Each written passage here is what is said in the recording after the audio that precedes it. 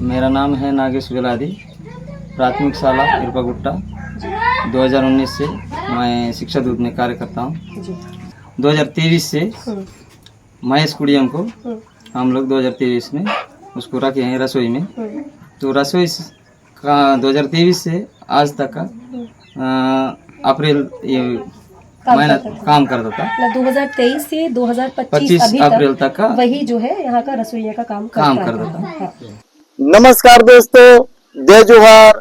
मैं कौशल तिवारी और बिहनिया संजय में आपका स्वागत है। एक बार फिर नक्सलियों की आड़ में आदिवासियों की बलि ली जा रही है, वह भी तब जब छत्तीसगढ़ के मुख्यमंत्री खुद को आदिवासी कहते हैं। ऐसी परिस्थिति में जो मुठभेड़ के बाद की जो खबरें आ रही हैं, और ऐसा नहीं है कि ये पहली बार इस तरह की खबर है, इससे पहले भी यह साबित हो चुका है कि नक्सलियों की आड़ में आदिवासियों की हत्या हुई है, फोर्स ने आदिवासियों की हत्या की है। तब सबसे बड़ा सवाल तो यह है कि क्या हाल के दिनों में जो मुठभेड़ हुई है उसमें भी आदिवासियों की हत्या हुई है और कई लोगों की हत्या हुई है। और ये सवाल इसलिए उठ रहे हैं क्योंकि अब जो मामला सामने आया है सुनकर आप चौंक जाएंगे। सरकार जिसे 1 लाख रुपए का इनामी नक्सली बताया जा रहा है, वह जांच समिति यानी आम आदमी पार्टी के जांच समिति की रिपोर्ट चीख चीख कर कह रही है कि वह व्यक्ति कैसे नक्सली हो सकता है जो वह एक स्कूल का कर्मचारी था, जिसे महीनों से बल्कि सालों से सरकार बकायदा तनख्वाह देते रही, यानी पेमेंट करते रही है उसके स्कूल में काम करने को लेकर, पासबुक है। और आम आदमी पार्टी की माने तो उसकी मौत के पहले उसे फोर्स के द्वारा रस्सी से बांध कर ले जाते भी देखा गया है। क्या है पूरा मामला, आप सुनेंगे तो चौंक जाएंगे। ये जो इलाका है ये बीजापुर जिले से आप जानेंगे तो एक फरसीगढ़ एरिया होता है, फरसीगढ़ थाना पड़ता है, वो लगभग बीजापुर से 1 घंटे का रास्ता पड़ता है। उसके बाद जहाँ गाड़ी भी नहीं जाती वहां से ये एरिया शुरू होता है। इंद्रावती टाइगर रिजर्व बहुत ही डेंस फॉरेस्ट एरिया है, बहुत ही घना जंगल है। उसके बाद में भोपालपट्टनम के आखिरी थोड़ा सा पहले एक गाँव पड़ता है इरपागुट्टा, बहुत ही छोटा गाँव है, कम आबादी का गाँव है। वहीं पर जब हम पहुंचे, हम वहां से ग्राउंड पर पहुंचे और हमने परिवार से मुलाकात की। परिवार में जिस व्यक्ति की बात निकल के उसका नाम, मृतक का नाम है महेश कुड़ियाम, पिता कुड़ियाम लक्षा। उम्र लगभग 34-35 साल ज्यादा से ज्यादा रही होगी, जिसमें 7 बच्चे हैं। उसकी पत्नी, 7 बच्चे, पत्नी का नाम सुमित्रा कुड़ियाम है। उनसे हमने मुलाकात की। रमेश के जो भाई लोग हैं उनसे मुलाकात की, गांव के जो लोग हैं उनसे मुलाकात की। और जो बात निकल के आई वो ये निकल के आई कि अब क्या बोला जाए कि वो माओवादी कभी था ही नहीं। हमने ये भी क्वेश्चन किया कि कई बार हो सकता है लोग अंदर जाते हैं, काम करते हैं, कई बार वापस जिंदगी में आ जाते हैं, क्या कभी ऐसा कुछ भी हुआ? तो वो भी कभी नहीं हुआ। ये बार लोगों ने बोला, गाँव से लेकर के, परिवार वालों से लेकर के, आसपास के सबने एक सुन में बोला कि वो कभी भी माओवादी था ही नहीं। दूसरी बात, बार एलिगेशन लगता है कि अंदर वालों के दबाव से ऐसा हो जाता है, पुलिस लगाती है कि वो झूठ बोल रहे हैं। लेकिन मुझे लगता है कि जो हमारा अभी तक का अनुभव है उसमें गांव वाले जब एक सुबह कोई था उनको रटाया नहीं जा सकता, वो सच बोल रहे थे, दिख रहा था उनकी आंखों से। लेकिन उसके बावजूद हमने कुछ और क्रॉस क्वेश्चन किए। तो वो क्या था? हाँ, ये कि लोगों ने कहा कि वो सरकारी वेतन पाता था और वो रसोई का काम करता था। उसको लेकर के हमने उनसे पूछा कि कौन से वर्ष से काम करता था। वर्ष 2023 से डीएमएफ मद में एक वहां पर पुनः संचालित स्कूल शेड का योजना के अंतर्गत वो वहां पर रसोई का काम कर रहा था। ये जो स्कूल संचालित शुरू हुआ था वो 2020-19 के आसपास शुरू हुआ था और उसमें रसोई का उसका 2023 से अभी तक जारी था। अब इसमें ये था कि वेतन था, उसके दस्तावेज देखने थे, तो हमने दस्तावेज भी देखे, उसका आधार कार्ड, उसका राशन कार्ड, उसका बैंक का खाता, उसकी वाइफ के बैंक का खाता जिसमें तेंदुपत्ता का जो सब्सिडी हो सब आता है। इस तरीके से जितने योजना सरकारी योजना के लाभार्थी जो आम जीवन में जीते हैं, वैसे ही वो भी योजना के लाभार्थी सीधे तौर पर डॉक्यूमेंट्स में दिख रहे थे। और सबसे महत्वपूर्ण एविडेंस ये दिख रहा था कि कि उसको बकायदा सरकारी वेतन ट्रांजेक्शन में दिख रहा कि वो आता था उसको। अब ये हुआ कि इसके अलावा किससे बात की जाए, तो हमने कहा अगर स्कूल है तो शिक्षक भी होगा, तो शिक्षक से भी हमने सोचा बात करें। तो शिक्षक से इत्तेफाक से हमारी मुलाकात हुई, जिनका नाम है नागेश बिलादी। नागेश बिलादी जी से हमने मुलाकात की और उन्होंने बताया कि मैंने उनसे पूछा कि क्या वो कभी माओवादी था या अभी था, क्योंकि पुलिस तो दावा कर रही है। उनकी नौकरी है नागेश बिलादी की, वो भी टीचर है वहां पर। इसके बावजूद उन्होंने निर्भय होकर के बताया कि वो कभी भी माओवादी ना था ना है। और 6 तारीख को गाँव वालों ने और घर वालों ने सभी ने बताया कि वो अपना भैंसा ढूंढने लगभग 4 बजे लकड़ी उठाने के लिए भैंसा चाहिए, भैंसा ढूंढने के लिए उस तरफ गया था, घर से लगभग 1 किलोमीटर की दूरी पर।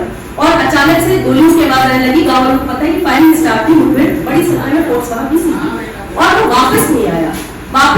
तो गाँव वालों ने वहां ढूंढा, 7 तारीख को ढूंढा, 6 को भी ढूंढा। तब वहीं के पास के गांव का एक लड़का जो अड़ापल्ली गांव है, वहां का कोई बेटा शैलेश करके एक व्यक्ति है जो आई विटनेस था, उसने ये बताया कि हमने एक व्यक्ति को हाथ बांधे देखा है, आपके व्यक्ति को हाथ बांधे देखा, पुलिस वालों ने रखा था। जब उन्होंने ये किया तो सारे गाँव परिवार से सब जंगल से निकल के जैसे तैसे पहुंचे बीजापुर 8 तारीख। जब 8 तारीख को बीजापुर पहुंचे हैं और वहां पर शनाख्ती करवाई, ढूंढा, पूछा गया तो पता चला, इनको लगा कि शायद अगर बांधे होंगे तो ज्यादा से ज्यादा गिरफ्तारी हुई होगी, पर जब वहां गए तो पता चला उसको मार दिया गया है और उसको 1 लाख का इनामी बताया गया। अब इन तमाम चीजों में जो हमने अपनी जानकारी में पाया, बहुत सारी चीजों से वेरीफाई किया, उसमें ये सीधे तौर पर दिख रहा है, जो हम इस प्रश्न पहुंचे कि ये जो मुठभेड़ महेश कुरियान की हुई है, जिसको मुठभेड़ बताया जा रहा है, कि दरअसल एक मुठभेड़ तो नहीं लग रही है, फर्जी मुठभेड़ है। और इसमें पीछे चले जाए तो मुठभेड़ के मामले में आप सबको याद होगा साकीपुरा एनकाउंटर और एडिसमेटा एनकाउंटर, ये भी बीजापुर के क्षेत्र का एक मामला था। तो क्या छत्तीसगढ़ में इसी तरीके से आदिवासियों की हत्या की जा रही है?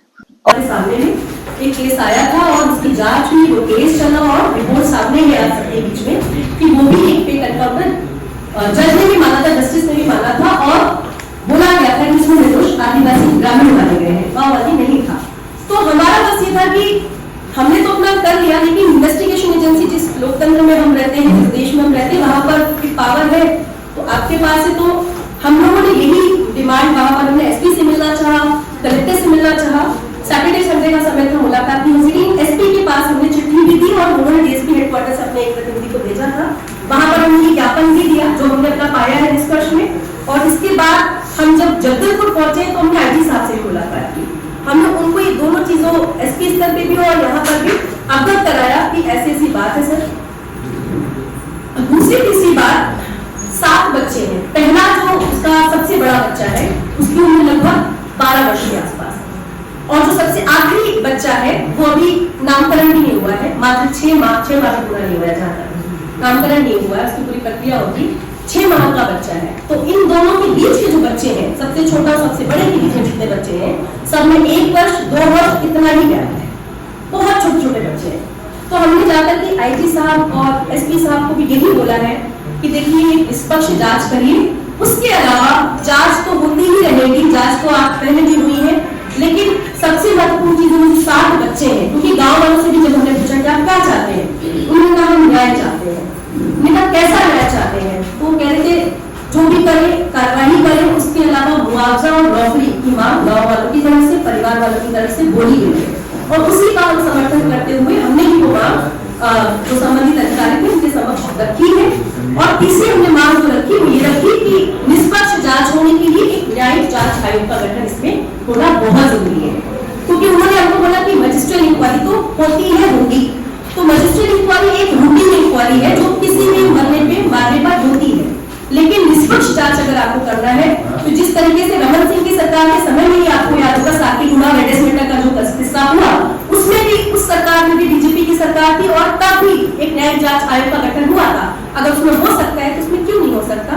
बेहतर होगा आप मेरी मत सुनिए, आप किसी की मत सुनिए, निष्पक्ष जांच कर लीजिए और इस बात को सुनिश्चित करिए कि वो जो गाँव के लोग हैं, क्योंकि जब हम गए जंगलों के अंदर गाँव में गए तो ये समझ में आया कि हम सब शहर में बैठे हुए लोग बहुत प्रिविलेज वाले लोग हैं, हमारे पास इतना प्रिविलेज है कि हमें। और सबसे बड़ा सवाल तो यह है नक्सलियों और पुलिस के बीच आखिर कब तक आदिवासी पीसते रहेंगे? कब तक बेमौत मारे जाते रहेंगे? सवाल गंभीर है। और यदि छत्तीसगढ़ के मुख्यमंत्री सचमुच आदिवासी हैं और आदिवासियों की हितैषी समझते हैं, तो क्या इस मामले के खुलासे के बाद उच्च स्तरीय जांच करवाकर दोषियों के खिलाफ कड़ी कार्रवाई नहीं करनी चाहिए? इन चीजों को सुनिश्चित करे सरकार और सबसे पहले न्यायिक जांच आयोग का गठन इसमें किया जाए, ये हमारी मांग है। इसको लेकर के कुछ हमने वीडियोस वहां पर टेस्टिमनीज लिए हैं। मैं चाहूंगी अगर आप सब अनुमति देंगे तो उसको भी मैं सुनाना चाहूंगी। उसमें गुरु जी का जो वीडियो है वो आप जरूर सुन लीजिए, बाकी ना भी सुने तो कोई दिक्कत नहीं, लेकिन गुरु जी का बहुत इंपॉर्टेंट एविडेंस है नागेश वेलाती का, तो मैं उसको आप सब अनुमति है तो मैं दिखा दूं। धन्यवाद।